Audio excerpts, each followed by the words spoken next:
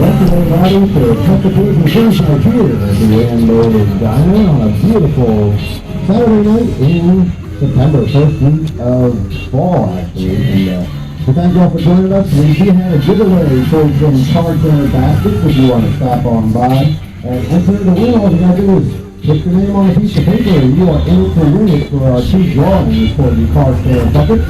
So stop on by the main tent. Also, we got Tony G broadcasting. So please go over and hang out with us here today.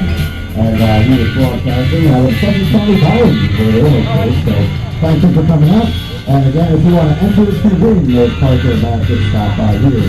Thanks for watching here today. Hang out with you. We got Rick from R&R Diecast, the better looking copy of R&R Diecast from Colorado. I said that. And stop on by, you've got Matchbox cars, collectibles, Hot Wheels, actually Hot Wheels, not Matchbox, or both.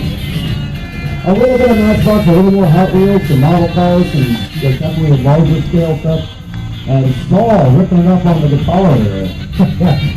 Alright folks, so stop on by the tent so you can fill out your winnings to win those buckets, and enjoy yourself here.